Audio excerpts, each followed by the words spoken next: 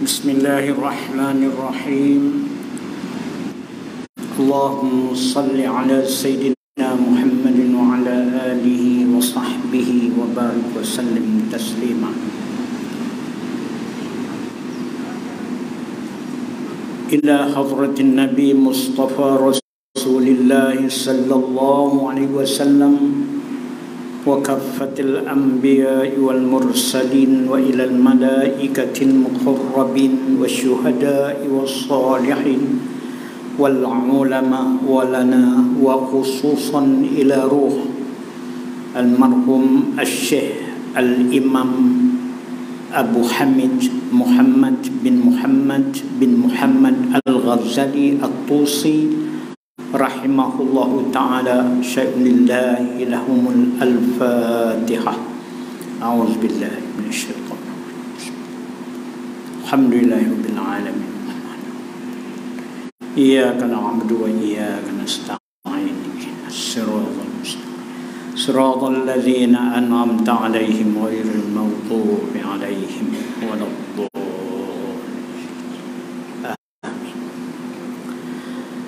Alhamdulillahi rabbil alamin, wassalatu wassalamu ala asyrafil anbiya'i wal mursalin wa ala alihi wa sahbihi ajma'in. Rabbi yassir wa la tu'assir, rabbi tamim bil khair, rabbi shrah li sadri wa yassir li amri wahlul 'uqdatam min lisani yafqahu qawli. Subhanaka la ilma lana illa ma 'allamtana innaka antal alimul hakim. Allahumma iftah 'alaina bi hikmatika fatuhal 'arifin wa anshur 'alaina bi rahmatika ya arhamar rahimin. Amma ba'd. Assalamualaikum warahmatullahi wabarakatuh. Yang saya hormati Cikgu Ishaq,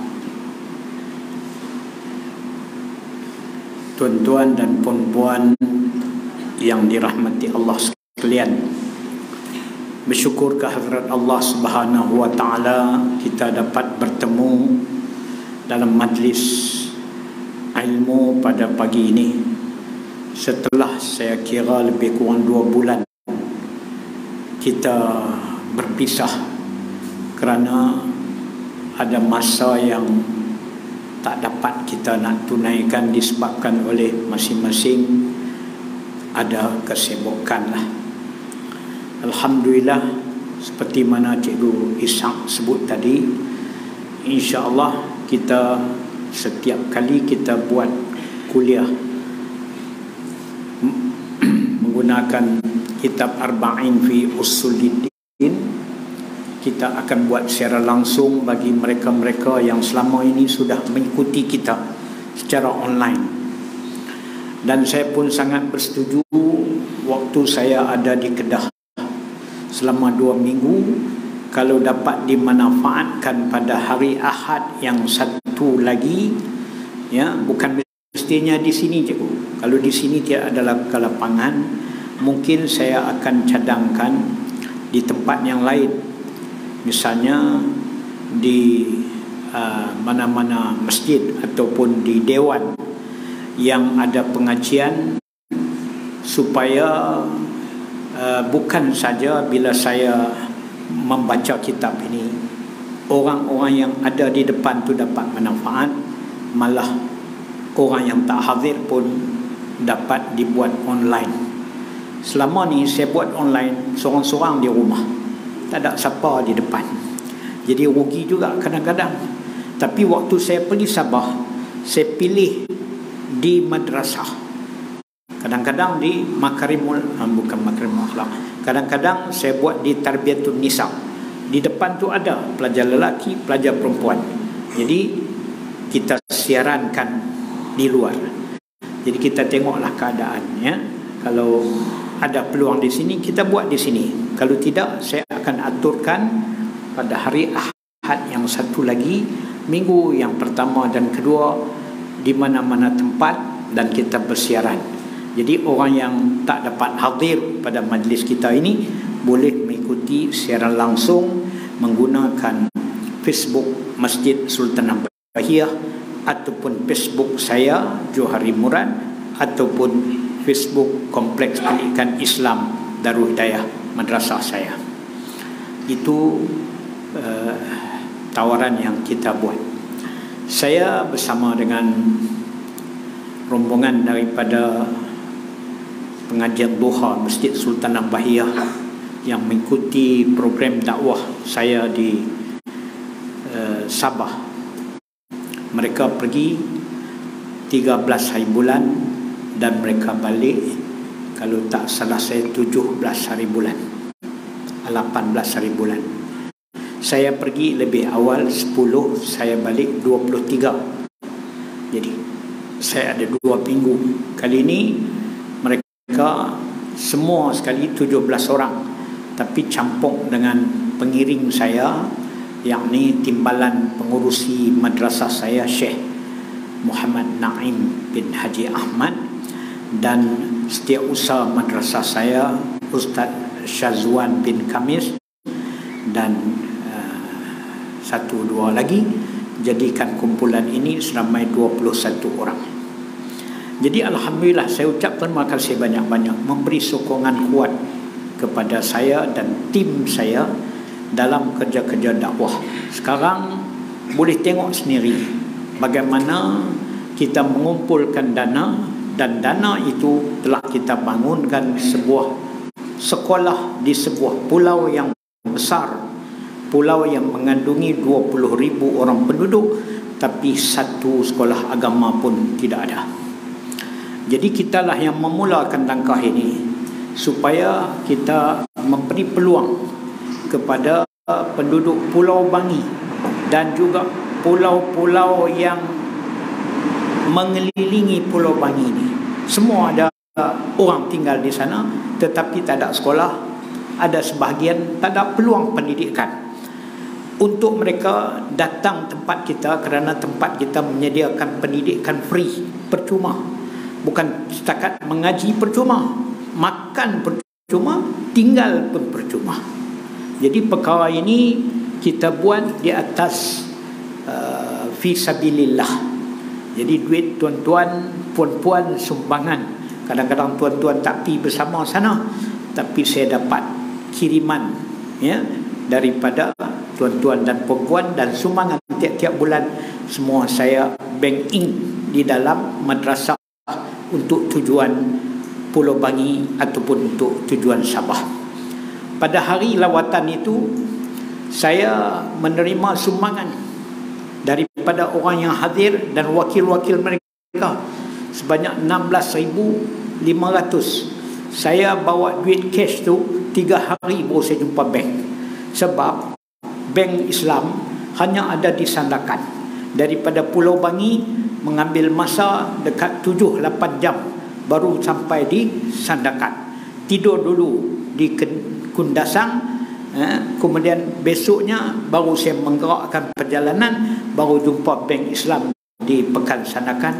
Saya masuk. Alhamdulillah, masa saya duduk di Sandakan, seorang hamba Allah bagi kat saya, orang Sabah, RM20,000. Masya Allah, tabarakallah. Saya pun bank in 20,000 bersama dengan 16,500. Maka bank ada tanya saya, duit apa ni? Tapi mujurlah kita gunakan madrasah Darul Hidayah. Saya kata derma untuk madrasah. Oh, okeylah, sebab bank sana tak bisa jumpa lagi ya. Jadi cara kita tuk lebay ni pergi bank in duit banyak, tu pun saya tak bawa pengawal macam mana pun. Ni kain ni lah saya lipat-lipat, saya tanggung itu. Dalam ni ada duit lebih kurang 36,000. Begitulah kerja-kerja yang kita buat ini. Kalau kita buat tujuannya demi Allah, ikhlas kerana menunaikan tanggungjawab kita, insya-Allah Allah permudahkan urusan kita. Jadi Cikgu Usap kata, saya sedang ada rancangan untuk meresmikan satu masjid lagi. Bukan masjid, meresmikan satu pondok lagi. Ini yang belum pergi, eloklah boleh pergi. Kalau pergi di situ pun bukan saya nak bawa ke situ saja. Saya cadangkan untuk dibawa kepada 3 kurang-kurang 3 pondok. Satu di Sandakan, naik kapal terbang daripada Luxang, transit di Kuala Lumpur, dan Kuala Lumpur terus kita bawa ke Sandakan. Tak gaduh singgah tempat-tempat lain. Maknanya ada kapal terbang daripada KL ke Sandakan. Turun di Sandakan, kita akan masuk ke majlis kita. Mungkin 2 hari di Sandakan. Mungkin kita ada peluang tidur di Bandar Sandakan. Bandar Sandakan bandar kedua terbesar di Sabah selain daripada kota Kinabalu. Ya. Kemudian daripada situ barulah kita pergi ke pondok. Jadi setengah orang mereka kata, Ustaz Johari ni buat pondok tepi laut, naik sungai, naik bot. Nak buat macam mana? Orang yang bagi tanah kat saya semua di tempat-tempat macam tu. Kali ni di Sandakan, dia duduk di sebuah tanjung. Tanjung tu ialah pengkalan jeti untuk masyarakat Sabah pergi ke 3 buah pulau, iaitu Libaran dan 2 pulau yang lain. Daripada madrasah kita tengok ke laut, kita nampak 4 pulau. 3 milik Malaysia, 1 milik Filipina. Dekat sangat antara sempadan Malaysia dan Filipina. Tapi kawasan sana termasuk dalam Eskom, kawalan keselamatan di laut. Jadi alhamdulillah kita dapat tanah di situ. Yang tuan tanah itulah bagi buat sementara waktu. Saya tak buat apa-apa lagi di situ dari segi pembangunan. Sedang mengumpul duit. Selepas pada Pulau Bangi baru nak buat di situ. Tapi duit yang saya kumpul 20,000 baru ni orang bagi, memang saya khusus untuk Sandakan dah. Dan saya sudah bersedia 40,000 duit yang ada dalam dakwah Sabah untuk saya belanjakan bagi pembangunan madrasah yang nak buat di Pulau Sandakan ataupun di Bandar Sandakan. Jadi mudah-mudahan siapa dapat pergi tempat ni. Setengah orang dia kata takut ni Ustaz Johari duk abang naik bot macam jalan tak bimbang. Macam hari tu pergi naik bot, ni ferry besar macam Langkawi tu. Sejam setengah. Saya pun tak berani naik sampan Laut Cina Selatan tu. Cuma dia steady saja. Kali ni pondok kita ada sendiri booth, Pondok Darul Hidayah ada sendiri. Kita beli menggunakan sampan untuk pelajar-pelajar dan diri saya. Tapi kita bila ramai datang, misalnya 20 orang, kami ada booth besar untuk membawa pengunjung daripada jeti terus sampai ke asrama kami. Sebab timbalan saya di sana, seorang datuk, dia ada tanah 40 ekar lebih di Tanjung itu, tanah kelapa sawit. Dialah bagi tanah untuk saya majukan tempat itu. Kemudian dia ada berbagai-bagai booth untuk mengeluarkan hasil kelapa sawit dia. Booth kecil ada, booth besar ada. Jadi insya-Allah kami akan boleh bawa dalam masa 10 minit saja, tak sampai saya rasa kot, daripada jeti ke Tanjung itu. Lepas tu naik di Tanjung. Dalam Tanjung itulah kami ada dia punya madrasah. Sekarang kita pakai dia panggil rumah pekerja sementara, jadikan pelajar dah kita ada 18 orang. Itu maksimum. Kita boleh ambil lebih, tetapi asrama tak cukup. Sebab tu kita nak bangunkan asrama. Jadi tempat mengaji ialah masjid. Masjid yang kerjaan buat, tapi orang main sembahyang Jumaat 12 orang ya. Peluang untuk dakwah banyak sekarang ni. Pasal apa? Depa ni orang laut. Saya mengapa tidak datang Jumaat? Musim udang Ustaz. Udang banyak naik. Jadi kita sekarang mendekati mereka supaya menghidupkan majlis, menghidupkan masjid. Pelajar kami dulu tak pernah dengar suara azan di masjid kecuali hari Jumaat, tu pun datang 12. Tapi alhamdulillah sekarang masjid mula penuh, masjid mula ramai. kami buat sambutan Maulid Rasul, ramai 200-300 orang keluar berlarak dalam kebun kelapa sawit. Itu permulaan kita gembelingkan masuk dalam masjid penuh. Jadi saya berasa satu kebanggaan. Dakwah kita sudah mula bertapak. Orang sana mati, pelajar-pelajar kamilah yang menguruskan dan pergi semayang. Mereka tengok ada perubahan kepada mereka. Saya buat baru ni, saya pergi 3 malam, saya buat Isra Mi'raj.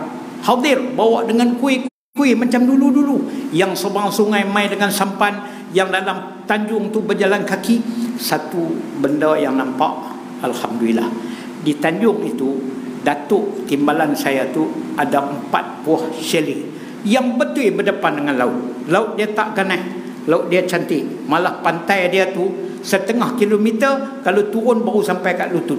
Dia landai. Itu. Saya ingat nak kena beli pukat. Pasal apa? Saya tengok ikan banyak, supaya pelajar-pelajar saya tak payah beli ikan. Dia rentang depan tu saja, menunggu datang ikan, insya-Allah. Jadi saya pergi, kalau rombongan nak pergi, semua kita tidur di tepi pantai di homestay ni. Saya kira satu homestay boleh muat lebih kurang 7-8 orang. Ya, kalau kali dengan 4, 28 orang. Betul-betul pantai yang putih bersih, di depan tu betul-betul air laut. Jadi di dalam tanjung itu atau pulau itu ada sebiji kereta air macam lori. Kalau kita tak naik feri kami, orang yang tak naik feri kami, penduduk dalam tu dia kena naik lori. Satu orang dapat kena bayar RM2. Lori itu bergetak begini, bukan ada jalan tak. Gitu. Jadi kalau kita pergi, mungkin saya sewa lori itu buang 2 hari lah untuk bawa kita. Sebab kita pun tak larat jalan. Nak pergi masjid, ya, nak lipat balik, mungkin kita boleh sewa lori itu. Jadi itu cerita sedikit tentang madrasah kita yang akan mungkin kita resmikan, peletakkan batu asas pada bulan Mei tahun ini ataupun Jun. Tengoklah tarikh yang kesesuaian. Baik, kita balik kepada kitab kita. Ya, dah panjang masa kita ambil cerita berhubung dengan Sabah. Ya, di Sabah banyak lagi tempat-tempat yang kita terpaksa, macam diri saya menziarahi. Itu pun hanya dapat 2 hari, 3 hari setempat saja dalam tempoh 15 hari. Pada masa ini dah ada 5 dah madrasah kita, pondok kita di 5 daerah yang sangat berjauhan daripada satu dengan yang lain. Kadang-kadang 4-5 jam, kadang-kadang 7 jam. Ya, daripada satu ke satu lagi kadang-kadang 8 jam. Jadi itu cabaran-cabaran lah.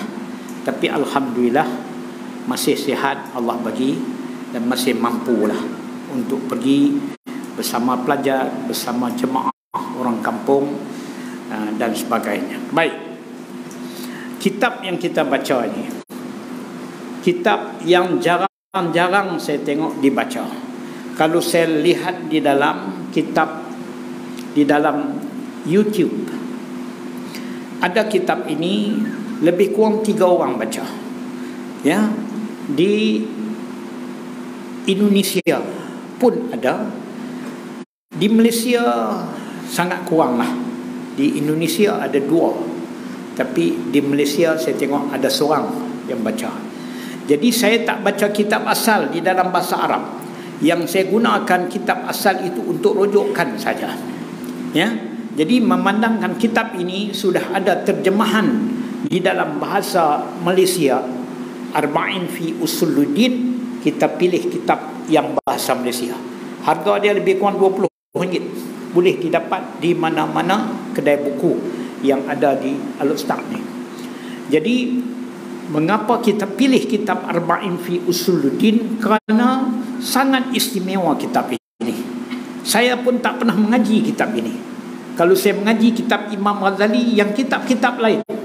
Tetapi di dalam kitab Arba'in fi Usuluddin, maknanya 7 perkara pokok dalam agama, Imam Al-Ghazali rahimahullah ta'ala nak ceritakan pada kita, kalau kita nak sempurna baik agama, kita nak dekat diri kita dengan Allah Subhanahu wa ta'ala, tengok 40 perkara yang ada dalam kitab ini. Kita cuba buat sebaik mungkin 40 perkara ni. Saya dah bagi tahu kepada pelajar-pelajar pondok saya bahawa sebelum mereka keluar daripada pondok, dia mesti khatam kitab ni dulu. Dan bila dia khatam kitab ni, dalam dada dia ada 40 perkara penting yang berhubung dengan akidah, amalan lahiriah, amalan batin, akhlak yang sempurna yang Imam Ghazali bawa dalam kitab ni. Jadi sebab itu kita pilih kitab ini, ya. Jadi saya baca setakat mana kita telah baca, termasuklah melalui online. Jadi kalau tiap hari Ahad sebulan 2 kali boleh baca di sini, alhamdulillah. Jadi sebab 2 minggu lagi saya ada di Sabah, dan masa saya ada di Sabah saya boleh bersiaran. Kalau rasa hari Jumaat orang free, kita buat hari Jumaat siaran tu, ya. Dan saya boleh baca daripada Sabah. Jadi sebulan 4 kali, mungkin tak lama lagi khatam kitab kita ini. Baik, kita buka yang ada kitab, buka pada muka surat 114. Jadi macam Cikgu Isang ceritalah, Cikgu Isang bersusah payah nak buat Google Meet untuk bolehkan orang mengaji, tapi teknikal dalam Google Meet ni pun payah, berubah selalu. Cikgu Isang kata, ya, kita duk mengajar sini, anak murid duk mengajar di belakang tu, saya mampu lebih teruk pada saya. Minggu lepas kami kita berhenti dulu, berhenti cikgu. Dia sama naik pada kita, kadang-kadang dia perancak lagi. Pasal apa? Dia cakap telefon, dia tak tutup mic dia. Dia ingat kita tak dengar, orang lain semua dengar cerita dia. Itu pun bahaya juga. Cikgu kata kita buat dalam Facebook kita lah. Baik. Qala musannifu rahimahullahu ta'ala wa nafa'ana bi'ulumihi fid darain amin ya rabbal alamin. Tajuknya ialah mengikut sunnah.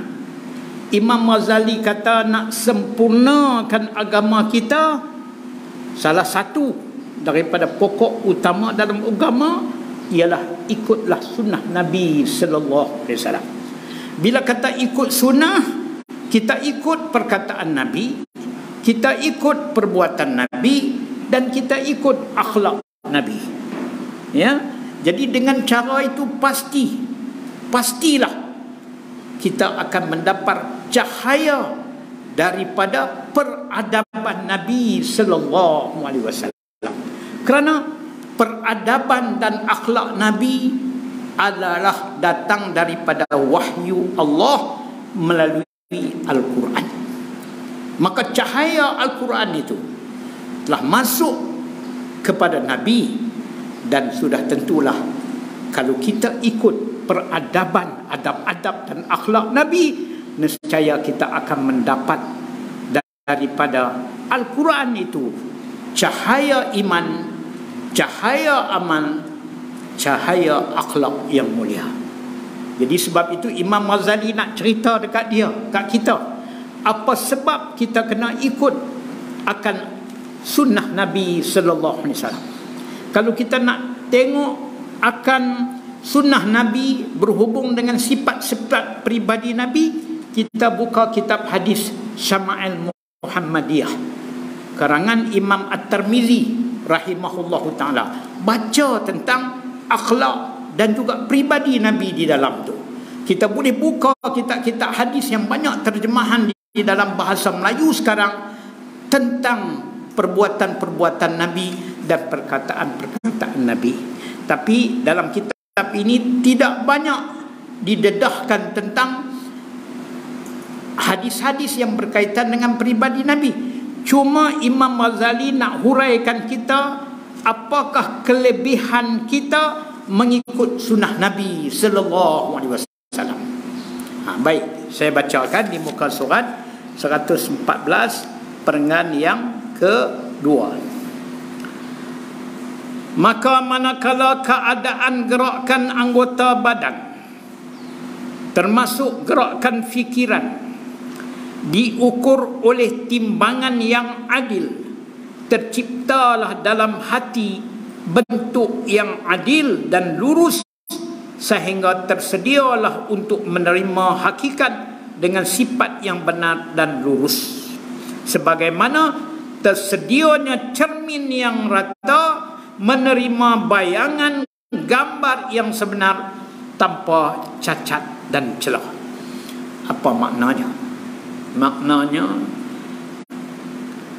anggota tubuh badan kita mesti betul mengikut akan perbuatan-perbuatan yang dituntut oleh Allah melalui sunnah Nabi sallallahu alaihi wasallam. Tangan kita gunakan untuk tujuan mengabdikan diri kepada Allah, dan tidak kita gunakan tangan, kaki untuk kerja-kerja maksiat. Kalau kita gunakan tangan, kaki, mata, telinga, lidah, perut, semua dalam cari redha Allah, kata Imam Ghazali, maka itu sudah termasuk di dalam fikiran dan juga perbuatan yang adil. Apa makna perbuatan yang adil? Perbuatan yang betul-betul kita gunakan dengan syariat yang ditetapkan oleh Allah. Sebab makna adil ini yang selalu kita sebutkan ialah wad'ul asya'i mawadhi'aha, ataupun kita kata kita meletakkan sesuatu kena pada tempatnya. Mata ini kita guna dia untuk melihat apa yang dibenarkan oleh syarak. Kita tak guna mata untuk melakukan maksiat. Kalau siapa yang menggunakan mata lain daripada dibenarkan oleh syarak, maknanya dia telah membuatkan matanya jadi maksiat. Maka dia fasik, dia derhaka Allah, kerana Allah tak jadikan mata dia untuk tujuan itu. Maka wajiblah atasnya dia bertaubat dan kemudian dia berazam jaga baik matanya untuk semata-mata bagi digunakan sebagaimana yang dibenarkan oleh syarak. Inilah yang disebutkan dengan keadilan. Jadi bila kita gunakan seluruh anggota kita, menjadikan hati kita bersih, hati kita jadi lurus. Bila kata hati kita jadi bersih sebab anggota kita bersih, maka bagitulah umpama Imam Ghazali sebut, umpama cermin yang betul dengan cermin ni umpama hati. Dia berdepan dengan anggota tubuh. Maka anggota tubuh yang betul terlihat pada hati itu keadilan dia, jernih saja. Tetapi kalau tubuh ini melakukan dosa, dia akan menjadikan cermin tadi kelabu, tak ada cerah dah. Ya. Kekelabuan ini disebabkan oleh dosa yang datang daripada anggota tubuh.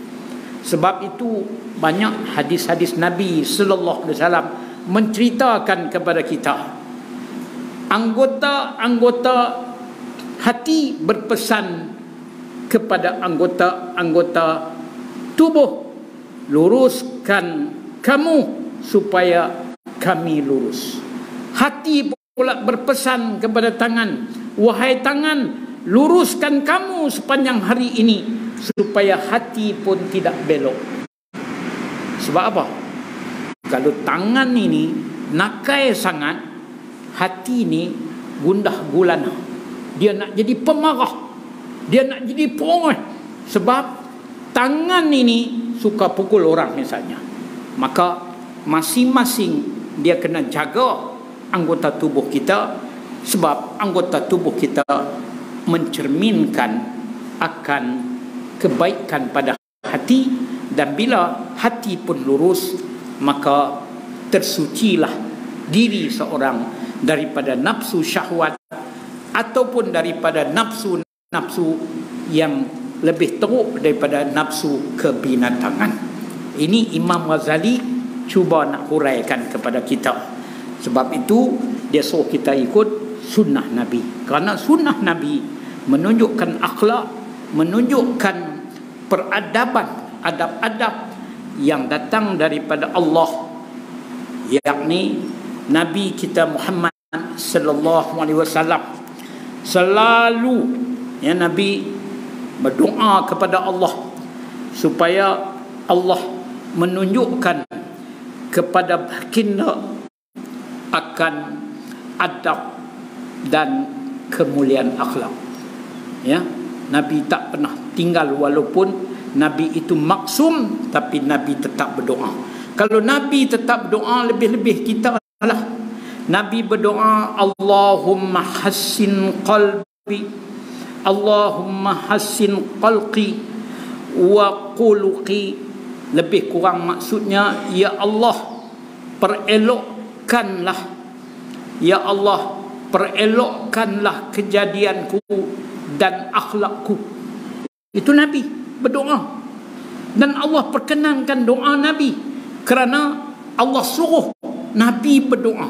Bila Allah suruh Nabi berdoa, Allah ajar kita supaya turut berdoa kepada Allah. Sebab itu Allah sebut ud'uni astajib lakum. Jadi maknanya ad'uni astajib lakum, berdoalah kepadaku, Allah kata, nescaya aku perkenankan permintaan kamu. Ini. Jadi sebab itu bila kita tengok cermin, kita berasa tengok muka kita sempurna elok, kita pun kata, ya Allah, engkau telah sempurnakan kejadianku, maka sempurnakan pula akhlakku. Masya Allah, tabarakallah.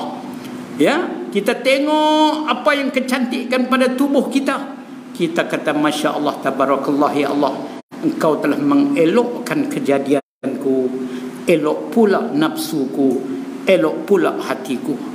Ini kita ni duk nak masuk bulan Ramadan. Sya'ban pun tak lama lagi dah nak masuk nisfu Sya'ban. Sehari dua lagi.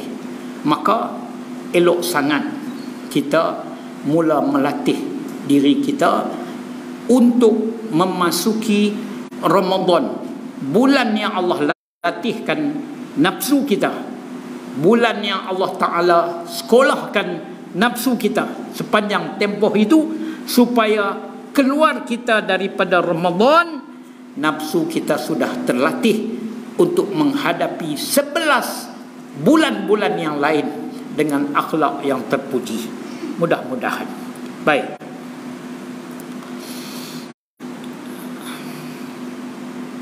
Sedangkan arti adil adalah menempatkan sesuatu pada tempatnya.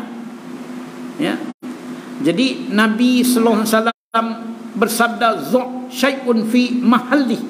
Letaklah suatu pada tempat yang betul. Kena bagi tempatnya. Macam kita letakkan mata, kena pada melihat yang dibenarkan oleh Allah. Kita meletakkan telinga, mendengar bagi benda yang dibenarkan oleh Allah. Kita meletakkan lidah bagi bercakap bagi benda yang dibenarkan oleh Allah. Itu maknanya orang yang adil. Adil ni makna sebenar ialah meletakkan sesuatu kena pada tempat dia. Bukan adil ni maknanya sama rata. Kadang-kadang sama rata tapi tak kena pada tempat. Contoh, kita ada anak 2 orang, laki-laki 1, perempuan 1. Mai hari raya kita belilah baju raya seorang 1. Hak perempuan beli tudung, hak laki-laki pun beli tudung, sama rata, adil. Itu bukan adil, itu mungkin zalim. Itu. Begitu juga dalam kita nak meletakkan sesuatu benda yang lain. Tok guru duk bagi tahu yang mana ada isteri lebih pada 1. Hukumkan mereka dengan keadilan. kalau isteri yang pertama ada 5 anak, isteri yang kedua ada 1 anak, jangan bagi seorang RM10. Hak yang ada anak tu lebihkan dia. Itu keadilan. Kalau bagi seorang RM10 sama rata. Tidak, itu zalim. Zalim syai'un fi ghairi mahalli, meletakkan suatu tak kena pada tempat dia. Itu. Jadi ini Imam Ghazali sebut kepada kita, keadilan itu adalah sunnah bagi Nabi sallallahu alaihi wasallam, dan dituntut kita juga berlaku adil. Berlaku adil. Berlaku adil ni maknanya adil dalam semua perkara. Misalnya kata Imam Ghazali, arah itu ada 4. Arah ni ada 4. Arah ada 4. Akan tetapi kata Imam Ghazali, arah itu ada 4. Akan tetapi ada keistimewaan untuk arah kiblat daripada keempat-empat arah yang tadi. 1, arah utara, arah selatan, arah barat, arah timur misalnya. Daripada 4 arah ni, yang mana lebih afdal?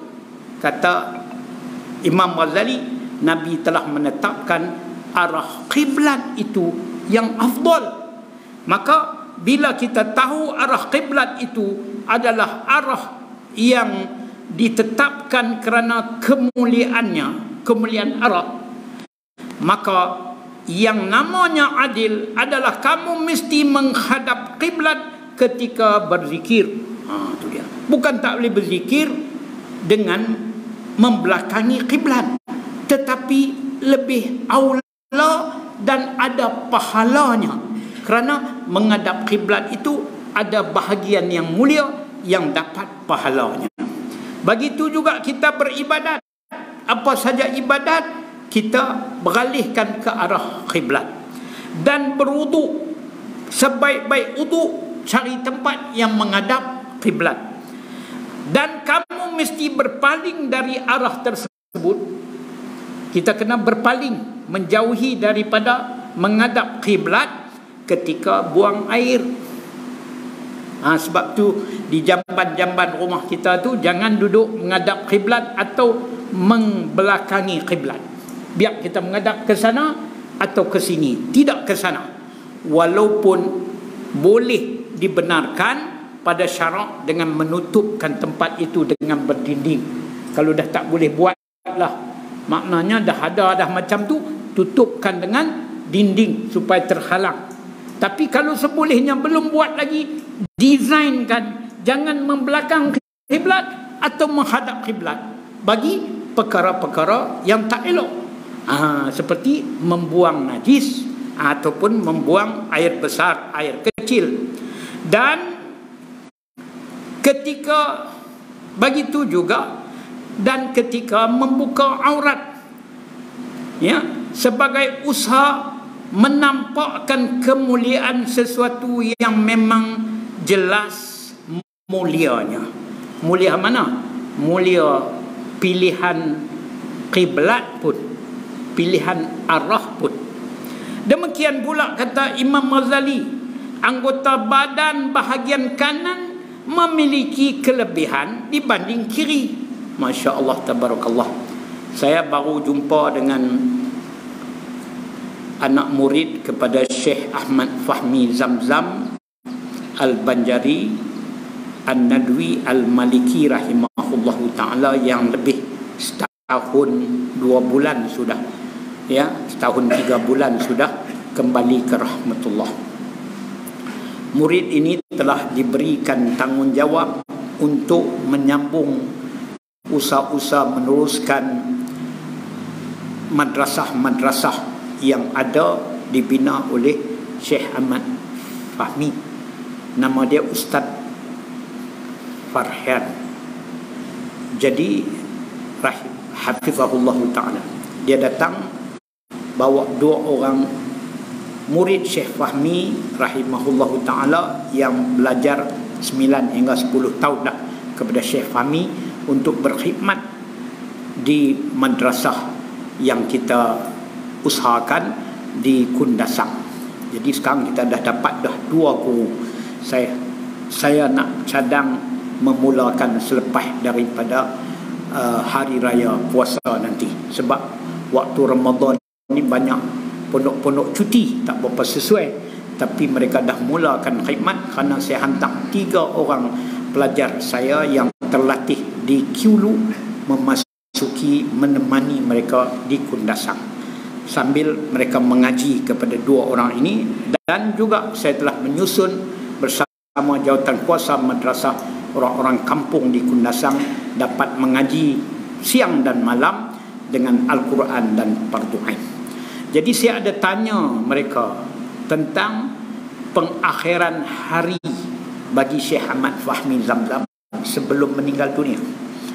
Nampak Syekh Ahmad Fahmi kita dapati dan kita tengok sendiri jadi saksi sangat-sangat menjaga sunnah Nabi sallallahu alaihi wasallam, sama ada pakaiannya ataupun adabnya. Jadi di hari-hari dia nak meninggal, dia tidak jatuh.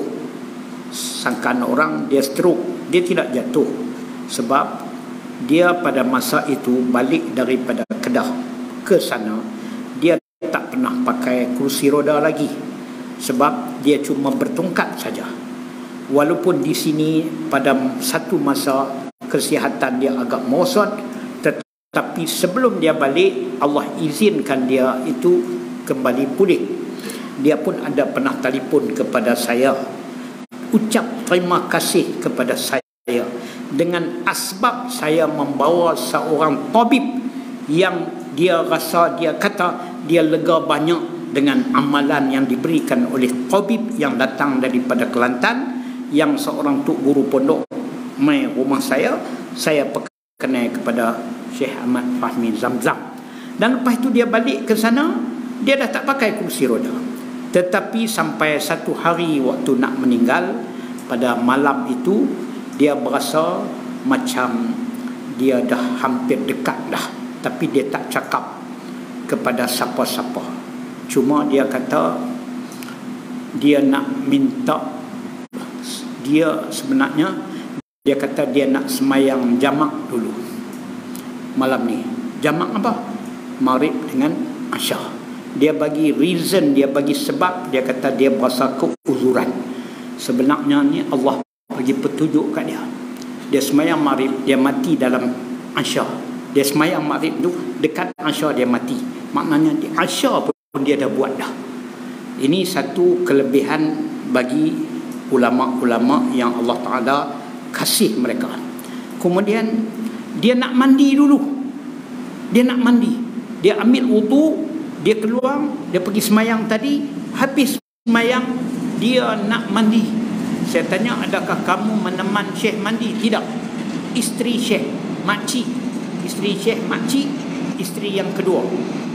Isteri yang pertama, Ustazah Fatimah di Derang. Isteri yang kedua adalah makcik yang duduk di Kalimantan Selatan. Ada yang ketiga yang muda lagi, ada juga di Kalimantan Selatan, di Banjarbaru. Tiga-tiga ni kalau datang memang ke rumah saya semua dah datang dah. Kemudian bila makcik masuk teman dia, ya, makcik teman dia, dia pun mandi. Lepas mandi, dia nak rasa diri dia tu, dia mandi ni, dia minta mandi sunat dia. Dia pun mandi, dia rasa badan dia ketak. Dia rasa macam terhuyung ayam. Dia pegang besi yang ada di bilik ayam. Makcik panggil anak murid, masuklah ke dalam. Jadi anak murid masuk ke dalam, pimpin Syekh, bawa keluar. Dalam keadaan terhuyung hayang tu, keluar daripada bilik ayam pun, dia tetap mencari kaki yang kanan untuk keluar daripada bilik ayam. Sebab tadi masuk ke bilik ayam, berusaha dalam keadaan sakit pun melangkah kaki dengan kiri. Allah Ta'ala bagi sampai akhir hayat begitu. Sebab dah jadi darah daging dia menjaga sunnah. dan dia keluar kaki kanan itu, disitulah dia terus nak rebah, dipegang, dibawa duduk di atas kursi roda.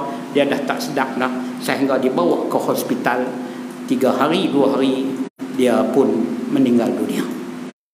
Bila saya dengar keadaan begitu, Masya Allah tabarakallah, ya, itu Farhian ni, ya, guru ni telah dia mengikuti akan perjalanan Syekh dia, ya, selama ini sampai mati Syekh.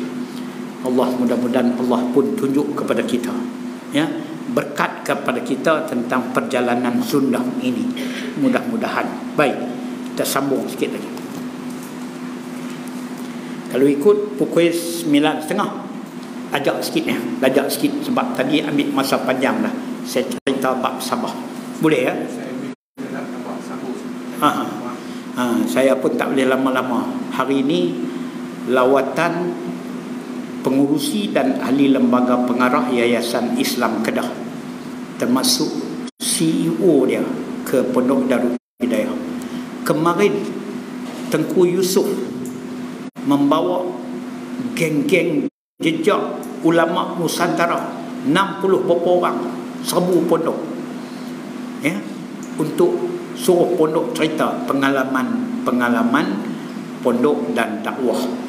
Kemarin juga kami menganjurkan kuliah bersama Dr. Luqmanul Hakim, ya, tentang bab puasa. Jadi masa sangat orang kata ketat lah. Jadi hari ini 11.30 saya kena ada balik di tempat saya nak menyambut rombongan. Saya duk tanya lah hati Cikgu Wang, kita kena bawa juga selit. Hari ini saya kata, kalau boleh Yayasan Islam Kedah bagi seorang wakil ikut rombongan kita tiap kali kita pergi sana, biar mereka tengok sama kita. Kalau mereka ada pulus misalnya, tolong bantulah, betul tak? Tapi biar mereka tengok sendiri. Kalau boleh hesa pertubuhan lain, main semua tengok. Bukan kita nak tunjukkan kehebatan kita dah. Hak kita buat kerja ni sebenarnya, nama Kedah di sana ni sudah berbunga-bunga elok. Orang kata Ustaz Johari, kemarin Dr. Luqmanul Hakim cerita kat saya pergi Kedah, pergi Sabah, dia rasa pelusuk Sabah dah 2 bulan dah. Orang nak sebut Ustaz Johari hebat sangat dah. Dia boleh main ke Sabah sama adil macam dia duduk di Kedah. Dia orang duk cerita tu, dia dah buka 5 dah tempat. Bukan maknanya saya tak bolehkan buat benda tu kalau seorang saya. Alhamdulillah saya bertapak di sini, sebab di sinilah banyak yang membantu. Itu ya, di sini, di bawah, ya, di dalam, ya, Masjid Sultanah Bahir, tapak yang menggerakkan kita di sana. Kalau boleh lembaga zakat Negeri Kedah, pengurusinya sendiri pun, ketua eksekutifnya sendiri berkali-kali dalam Facebook dia nak ikut Ustaz Johari ke Sabah. Kita bawa sekali ni, kita bawa Pak Yapi. Ya, sebab biar dia tengok sama-sama dan dia fikir, kita bukan buat kerja untuk diri, tidak. Kita buat kerja untuk ummah. Siapa mendahului kita? Kedah mendahului. Biar orang tahu bagi itu. Bukan saya cuma peneraju. Saya tak akan boleh ke depan kalau di belakang tak kuat. Bila belakang kuat, saya lebih semangat. Bila saya sakit, ya, macam-macam anak murid datang yang pergi bayar deposit di hospital pun ada dah, yang menangis kalau saya tak pergi hospital, menangis di rumah saya. Allahu Akbar. Jadi kekuatan itu saya boleh dapat melalui anak-anak murid. Allah bagi semua ni. Saya tak gaduh bayar duit pun. Bukan saya nak tunjuk bahawa hebat, tidak. Dia main dalam keadaan begini, pertolongan Allah. Asbab dia bagilah melalui perkara-perkara tadi. Pasal apa? Pasal kita buat kerja Allah. Kita buat kerja Allah. Sikit saja kita buat kerja Allah, balasan Allah lebih daripada itu. Ya, mudah-mudahan dia jadi pengajaran kepada kita. Baik, saya sebagai orang yang baru lah dalam perjuangan dalam agama ni, Sebab saya mengaji ketika umur saya 40 tahun, baru saya masuk pondok. Jadi saya buka pondok ketika umur saya 52 tahun. Saya duk kira-kira jumlah saya mengaji agama 14 tahun. Ya, daripada saya hijrah saya belajar 3 tahun mula di Sungai Buloh, Madrasah Darul Futuh. Guru saya Dr. Musa Fatullah Harun. Sekarang dalam keadaan stroke. Isteri dia stroke lebih awal sampai koma 2 tahun, meninggal 3 hari lepas. Saya pergi ziarah mereka 5 hari lepas. Saya balik 2 hari itu, isteri dia yang dahulu koma sampai 2 tahun baru meninggal. Dr. Musa Fatullah Harun, guru saya, adalah anak kepada ulama besar Syekh Fatullah Harun rahimahullahu ta'ala, imam besar yang pertama bagi Masjid Negara, datang daripada Indonesia, dibawa daripada sana. Jadi saya belajar kepada Syekh Dr. Musa Fatullah Harun. Dia ada PhD di Al-Azhar University, BA dia Al-Azhar, MA dia Al-Azhar, PhD dia pun di Al-Azhar. Tapi taklah saya dapat alim, sebab saya mengaji tua dah, ya, 40, dekat-dekat 40 baru nak mengaji. Tapi keberkatan ni, ya. Dan guru saya mai tempat saya, bawa kitab-kitab, dia bangga tentang kita buat pondok. Dia balik cerita habis anak murid ke sana, anak-anak dia boleh menceritakan kepada saya. Sekarang bapa dia dah tak boleh bercakap. Tiap-tiap bulan saya akan pergi Kuala Lumpur menziarahi Dr. Musa. Ya, tiap-tiap bulan saya lari masa daripada Sabah, saya akan lari ke Kuala Lumpur sekurang-kurang 2 malam. Saya duduk di sana dan saya balik. Sekarang anak-anak mereka minta saya membangunkan Madrasah Darul Futuh yang tidak berapa hidup dengan baik, ya, sebab anak-anak mereka walaupun mengaji Al-Azhar University tapi bekerja dengan kerajaan. Seorang kerja Bank Negara Malaysia bahagian penasihat syariah, seorang kerja dengan pegawai tadbir diplomatik macam kami kerja dulu di Kementerian Pertahanan bahagian dasar. Semua balik Azhar tu tapi kerja-kerjaan. Siapa nak bangun ni madrasah ni? Saya bagi jaminan, insya-Allah kita bersama-sama bangunkan balik madrasah ayahanda mereka. Jadi banyaklah kerja saya nak kena lari sana lari sini, tapi kalau izin Allah, insya-Allah kita boleh dapat menghidupkan balik madrasah itu dengan lebih baik. Bukan tak hidup, saya pergi pun jemaah pun ada, tetapi nak aktifkan lagi. Baik. Demikian pula anggota badan bahagian kanan memiliki kelebihan dibanding kiri. Siapa ajar kita? Nabi kita Muhammad sallallahu alaihi wasallam. Sebab tu kita utamakan anggota kanan daripada kiri. Ya. Biasanya kerana kelebihan kekuatan. Pasal apa? Dia lebih mulia, dia lebih power. Jadi kalau Nabi sallallahu alaihi wasallam pilih kanan, kita tak mau pilih kanan, maknanya kita menolak cahaya nur ilahi, cahaya nur daripada Al-Quran, cahaya yang datang daripada firman Allah. Sebab Nabi sallallahu alaihi wasallam tak buat sesuatu dengan nafsu. Apa yang Nabi buat itu semua wahyu Allah. Wa ma yantiqu 'anil hawa in huwa illa wahyu yuha. Dalam Al-Quran, tidaklah Nabi itu membuatkan sesuatu ikut hawa nafsu dia, tetapi Nabi sallallahu alaihi wasallam buat sesuatu itu dengan wahyu Allah. Maknanya kalau Nabi sendiri, Nabi sallallahu alaihi wasallam utamakan kanan, kita ikut yang kanan. Mesti ada keberkatan luar biasa. Ya, itu kata Imam Ghazali. Dia mesti ada kekuatan. Maka adil namanya bila kamu melebihkan kanan dibandingkan yang kiri, dan kamu gunakan untuk sejumlah perbuatan mulia, seperti kita gunakan tangan kanan untuk benda-benda yang mulia, seperti mengambil mushaf Al-Quran. Ambil mushaf Al-Quran, guna tangan kanan. Ya, bersalam dengan orang pun guna tangan kanan. Kemudian kita makan, guna tangan kanan.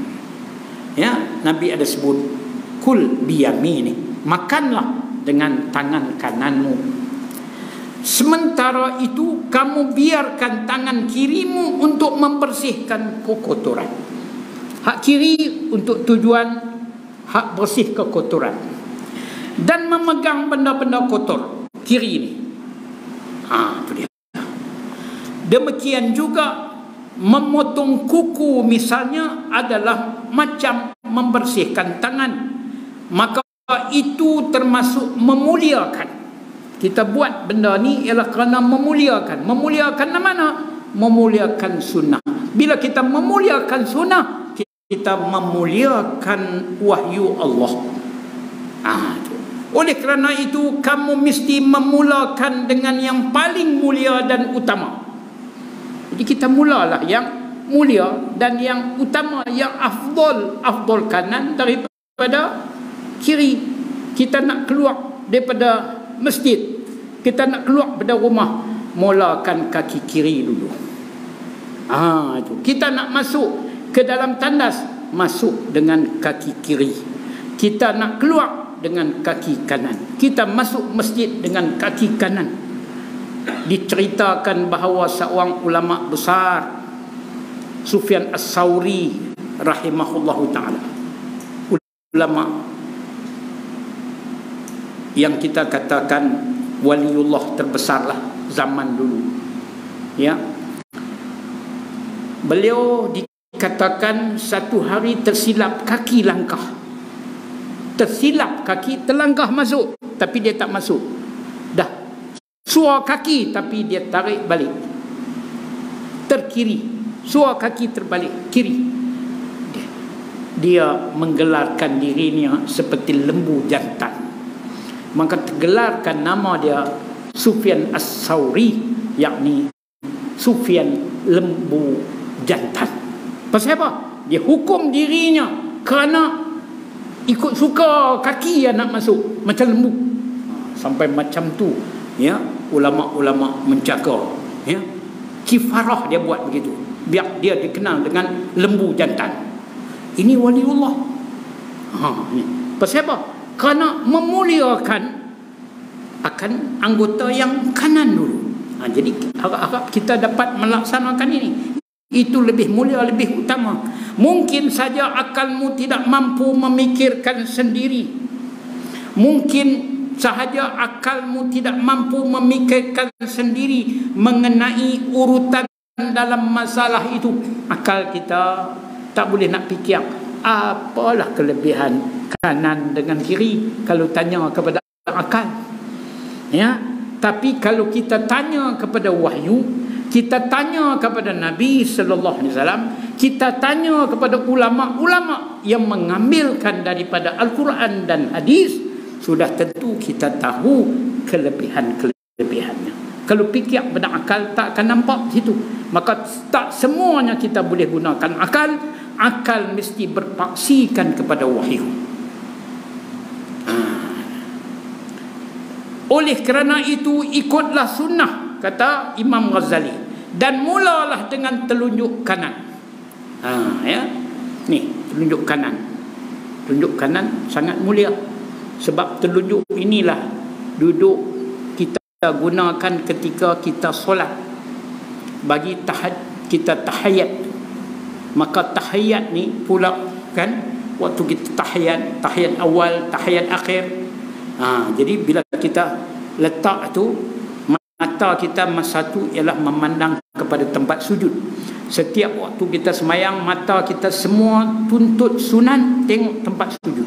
Tetapi dibenarkan mengalih pandangan tempat sujud kepada jari telunjuk kanan ketika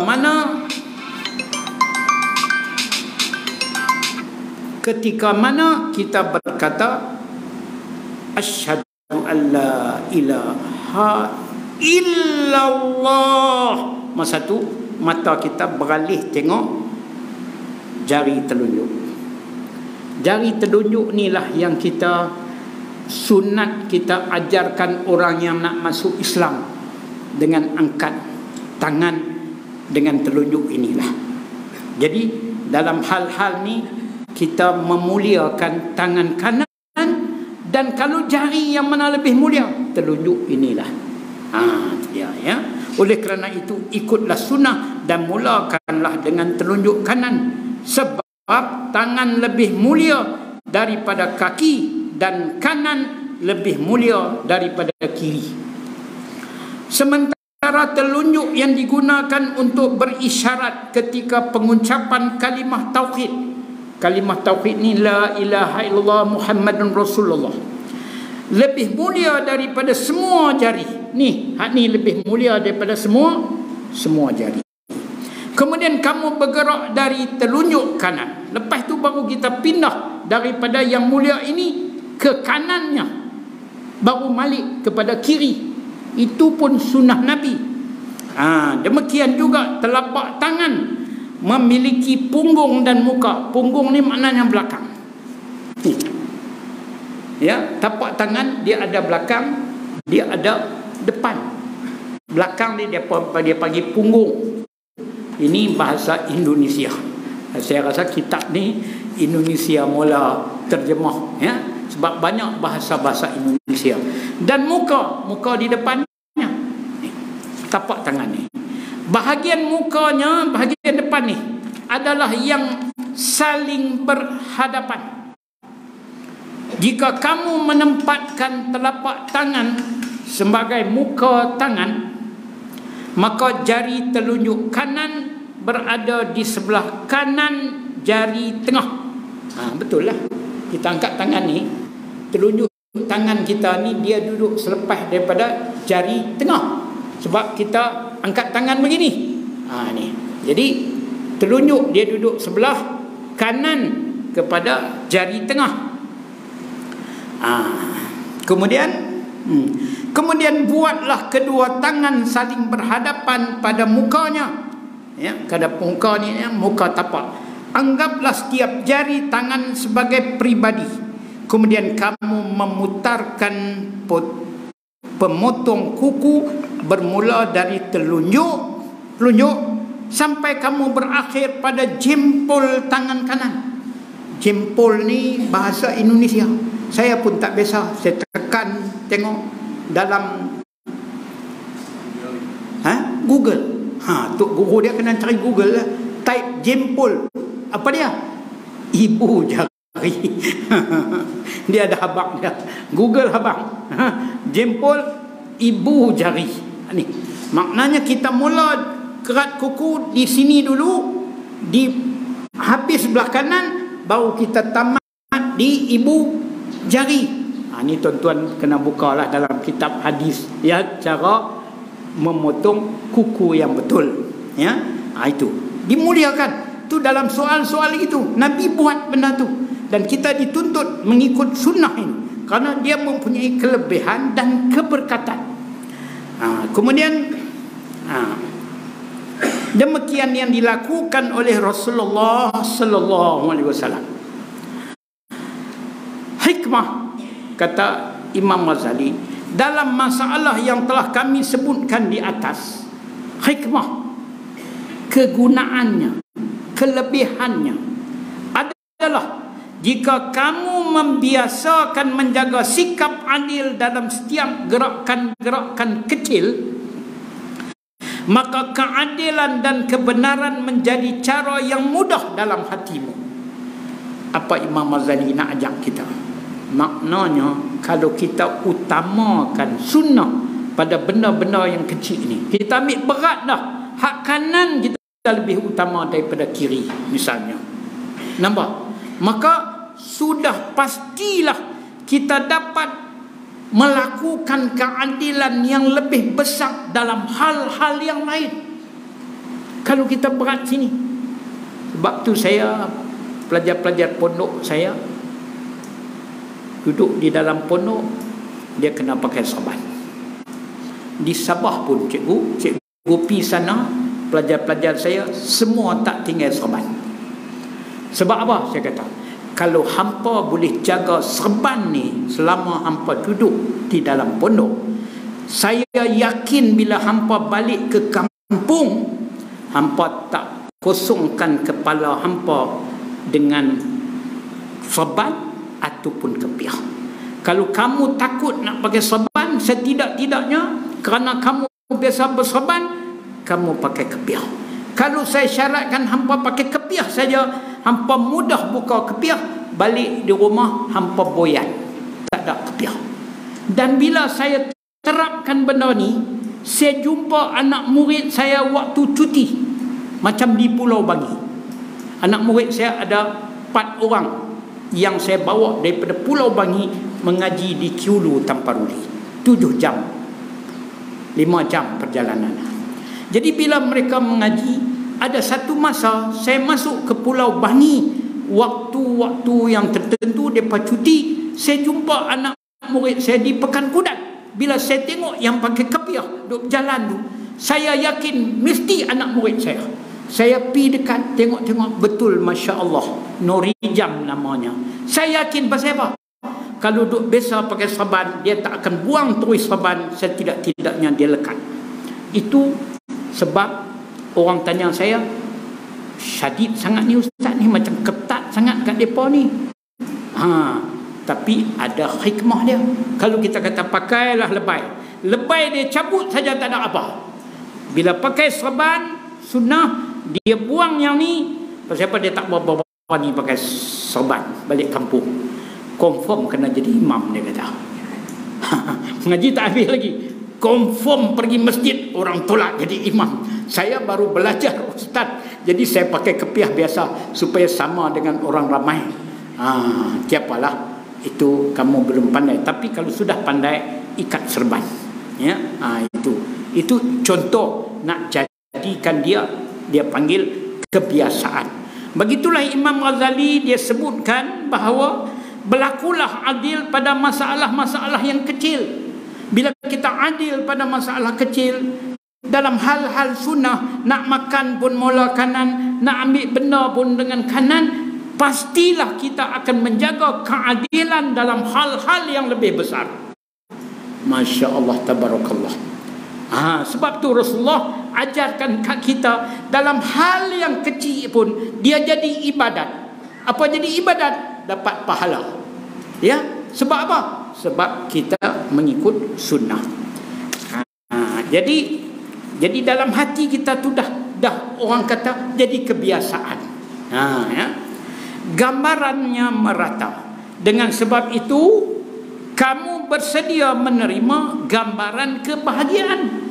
Kata Imam Ghazali, yang aku cadangkan di sini ni, supaya kamu ni berlaku adil pada kerja yang kecil sebegitu, supaya dalam masalah yang lebih besar engkau akan lebih adil, dan engkau sebenarnya sudah mendapat gambaran kebahagiaan. Kalau kita boleh konsisten, kita boleh berterusan menggunakan keadilan di dalam hal-hal yang besar, kita dah bayangkanlah Allah bagi kepada kita kebahagiaan dan rahmat. Bukan senang tu. Bukan senang nak dapat istiqamah tu. Mesti daripada anugerah Allah. Itu gambaran kebahagiaan kita. Bila gambaran kebahagiaan kita di dunia kita boleh kekal begitu, nescaya balasan di hari akhirat datang dengan lebih hebat daripada kebahagiaan yang kita dapat daripada dunia tadi. Allah berfirman, fa idza sawaituhu wa nafaqtu fihi min ruhi, artinya maka apabila aku telah menyempurnakan kejadiannya dan aku telah meniup di dalamnya roh ciptaanku. Apa maksudnya? Ini kalau kita dapat daripada maksud yang ini, Imam Ghazali tak hurai panjang, tapi telah hurai di atas lagi. Allah kata, aku jadikan kamu jasad dulu, ya, dan lebih sempurna jasad itu bila aku tiupkan rohmu, maka hiduplah jasadmu itu. Jadi maknanya kita buat sikit-sikit, kita sempurnakan perbuatan kita tadi. Kita buat sikit-sikit yang kecil mengikut sunnah, yang besar-besar pun kita dapat buat dengan kesempurnaan. Nescaya itu gambaran kebahagiaan. Jadi saya rasa cukup dah. Sebab saya pun nak kena balik 11.30. rombongan akan sampai. Ya, jadi tuan-tuan pun dah duduk lama dah bersama saya. Kita tengok minggu Ahad yang satu lagi. Ya, kalau kita dapat, kalau tak ada di sini, kita akan pancarkan dalam Facebook itu. Tengok dia panggil apa cikgu punya Facebook, kita nama apa? Tak, bukan yang kita dalam Facebook kita tu ada, dia panggil kuliah Ustaz Johari, dakwah ke apanya? Dakwah dan pengajian Ustaz Johari. Tekan dalam Facebook tu ya, cikgu jadi admin tu. Jadi di situ akan dapat berita ya, di mana kita mengadakan secara langsung supaya kita tak ketinggalan. Ya, saya akan cuba baca. Kalau tak ada kuliah di sini, sama ada hari Ahad ataupun hari Jumaat. Boleh kita buat hari Ahad, tapi takut hari Ahad tu ada kuliah-kuliah lain. Jadi mungkin saya tukar pada hari Jumaat, dan saya akan maklumkan dengan cikgu di dalam kita punya dakwah Sabah. Dia tu WhatsApp kami, dakwah Sabah dan pengajian Ustaz Johari. Dalam tu ada dia punya maklumat ya. Sekianlah. Wabillahi taufiq wal hidayah. Assalamualaikum warahmatullahi wabarakatuh.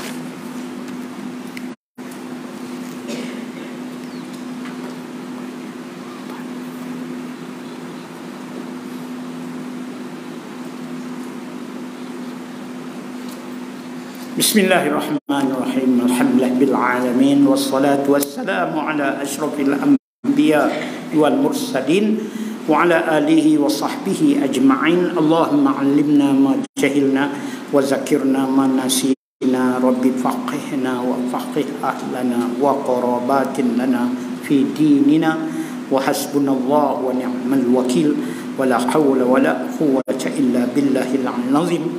Alhamdulillahi rabbil alamin. Taqabbalallahu minkum wa minkum.